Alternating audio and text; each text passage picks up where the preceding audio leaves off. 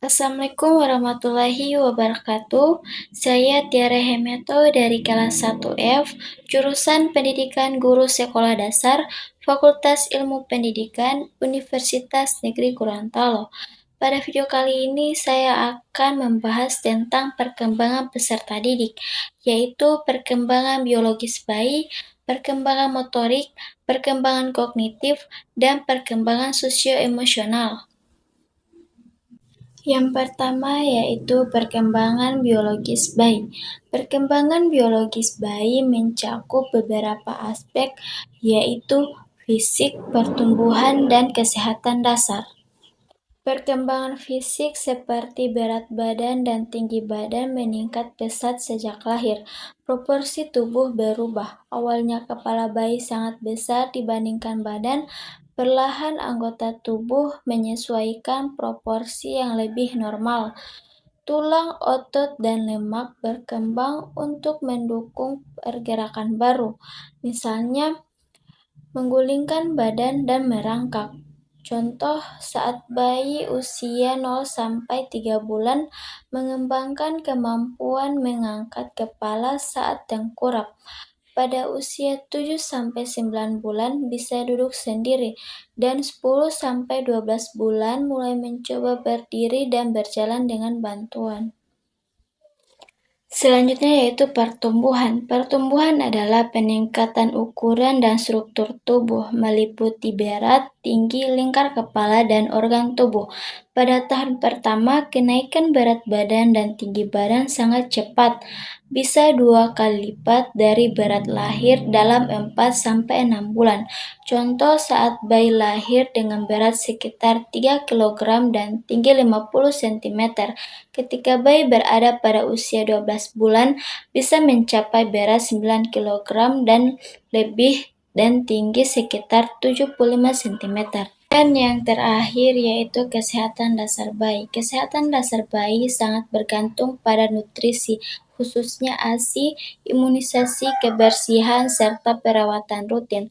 Tanda bayi sehat bisa dilihat dari berat, tinggi, dan lingkar kepala yang sesuai usia, aktif dan responsif, serta tidak mudah sakit. Contoh memberikan ASI eksklusif 6 bulan, imunisasi dasar lengkap, perawatan kulit, serta menjaga lingkungan tetap bersih dan aman untuk bayi. Selanjutnya yaitu perkembangan motorik. Perkembangan motorik ada 2, yaitu motorik kasar dan motorik halus. Motorik kasar mengacu pada kemampuan mengendalikan gerakan otot besar tubuh seperti lengan dan kaki. Contoh yaitu ketika anak sudah bisa berjalan, berlari, melompat, menendang, dan melempar bola. Sedangkan motorik halus berhubungan dengan gerakan otot kecil yang lebih presisi, seperti koordinasi antara mata dan tangan. Contoh ketika anak sudah bisa mengambil dan meletakkan benda kecil, menggambar, menulis, menyikat gigi, dan menggunakan alat makan seperti sendok dan garpu. Berikut yaitu perkembangan kognitif. Perkembangan kognitif dibagi menjadi 2 aspek, yaitu sensiomotor dan eksplorasi lingkungan. Sensiomotor menurut teori Piaget berlangsung dari lahir hingga sekitar usia 2 tahun.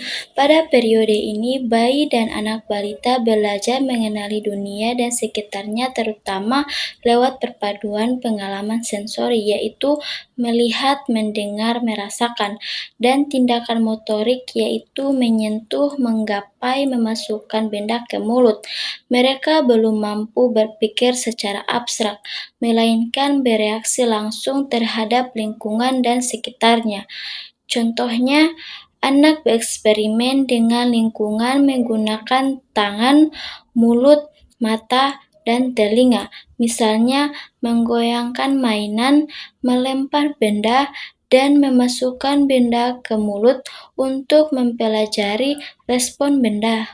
Sedangkan eksplorasi lingkungan yaitu kegiatan anak dalam mengenal dan mempelajari dunia di sekitarnya melalui pengamatan, percobaan, dan interaksi langsung.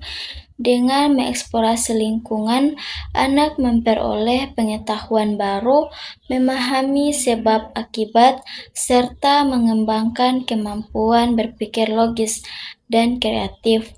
Contoh, anak mencoba berbagai macam cara menyusun balok agar tidak jatuh. Ini melatih kemampuan logis dan memahami keseimbangan. Perkembangan sosio-emosional. Perkembangan sosio-emosional memiliki tiga aspek penting, yaitu ikatan emosional, ekspresi perasaan, dan interaksi sosial. Ikatan emosional adalah hubungan emosional yang terbentuk antara individu dengan orang lain, seperti antara anak dengan orang tua atau pengasuh, yang menjadi dasar rasa aman dan percaya diri. Dan ekspresi perasaan yaitu merupakan kemampuan individu untuk mengenali, mengekspresikan, dan mengelola emosi mereka secara sesuai dengan usia dan situasi. Sedangkan interaksi sosial adalah kemampuan untuk berkomunikasi dan berhubungan dengan orang lain secara efektif, termasuk kemampuan memahami perasaan dan kebutuhan orang lain, serta adaptasi dalam berbagai situasi sosial. Perkembangan ini pada anak membantu mereka menyesuaikan diri dengan lingkungan sosial, membangun hubungan yang sehat, dan mengelola konflik serta emosi dengan baik. Jadi, makna pemahaman perkembangan bayi bagi calon guru SD adalah kemampuan untuk memahami tahapan, karakteristik, dan faktor-faktor yang mempengaruhi tumbuh kembang anak sejak dini, sehingga calon guru SD dapat memberikan perlakuan, dukungan, dan strategi pembelajaran yang sesuai dengan kebutuhan setiap siswa.